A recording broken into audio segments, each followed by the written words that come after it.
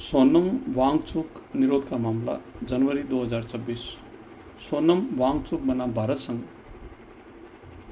Writ petition संख्या 399/2025 में सर्वोच्च न्यायालय के समक्ष एक महत्वपूर्ण प्रश्न उठा कि क्या राष्ट्रीय सुरक्षा अधिनियम NSA 1980 के तहत लद्दाख के कार्यकर्ता सोनम वांगचुक का निवारक निरोध अनुच्छेद 22(5) के उल्लंघन के कारण अवैध है। वरिष्ठ अधिवक्ता कपिल सिब्बल ने तर्क दिया कि निरोध आदेश दो गंभीर प्रक्रियागत त्रुटियों के कारण शून्य है। प्रथम, निरोधों के आधार के साथ भरोसा किए गए सामग्री रिलाई अपॉन डॉक्यूमेंट का विलंबित प्रदान किया गया। विद सिब्बल ने सिद्धांत दिया कि अनुच्छेद 22(5) के तहत जितनी जल्दी हो सके एज सून एज में भी अभिव्यक्ति तात्कालिकता की आवश्यकता को समाविष्ट करती है। उन्होंने तर्क दिया कि सलाहकार बोर्ड की बैठक से 1-2 दिन पहले सामग्री प्रदान करना इस आवश्यकता का उल्लंघन है कि क्योंकि निरोधकर्ता को सामग्री का विश्लेषण करने और प्रभावी प्रतिनिधित्व करने का पर्याप्त समय नहीं मिलता है।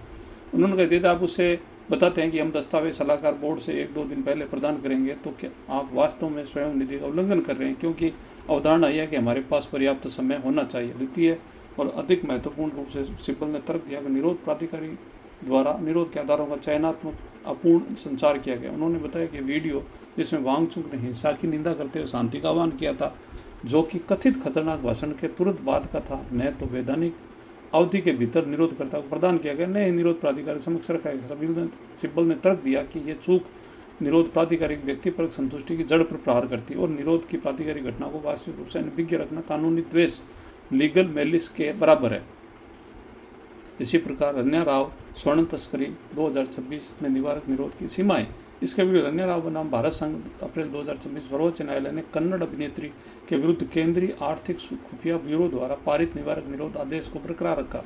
न्यायमूर्ति MM सुंदरेश और न्यायमूर्ति N कोटेश्वर सिंह की पीठासीन सिद्धांत दिया कि निरोध आदेश अनुच्छेद 22(3) के प्रतिकूल नहीं था और प्राधिकारियों द्वारा पर्याप्त प्रक्रियागत अनुपालन किया गया। न्यायालय ने यह भी स्पष्ट किया कि एक निरोधकर्ता का सलाहकार बोर्ड के समक्ष विधिक व्यवसायी द्वारा प्रतिनिधित्व करने का कोई स्वचालित अधिकार नहीं है। ऐसा अधिकार केवल तभी उत्पन्न होता है जब निरोध प्राधिकारी स्वयं विधिक व्यवसायी के माध्यम से भाग लेता है। न्यायालय ने यह भी पाया कि निरोध आदेश में पर्याप्त कारण थे, जिसमें विदेशी चिन्हित स्वर्ण बार के निपटान से पूर्व उदाहरण शामिल थे। कथित गतिविधियों के निवारक निरोध की आवश्यकता के बीच एक जीवित और निकट संबंध लाइव एंड प्रोक्सीमेट लिंक मौजूद था।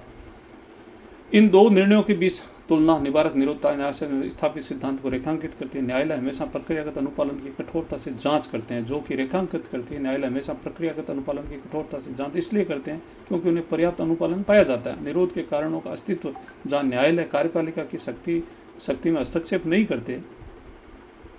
सोनम वांगचुक मामले में केंद्रीय प्रश्न क्या निरोधकारी प्राधिकार निरोध के आधार निराकरण करने समय निर्दोषकारी एक्शन सामग्री विचार करना चाहिए था का अभी तक अंतिम निर्णय नहीं हुआ है और यह निवारक न्यायशास्त्र में एक महत्वपूर्ण विकास का विषय बना हुआ है। यदि सिब्बल का तर्क स्वीकार किया जाता है तो निरोध प्राधिकारियों के दायित्व डाल सकता है, न तो अब आरोपात्मक इंक्रिमिनेटेड बल्कि निर्दोषकारी सामग्री को भी संप्रेषित करें, उस पर विचार करें। वर्तमान न्याय में महत्वपूर्ण विस्तार होगा।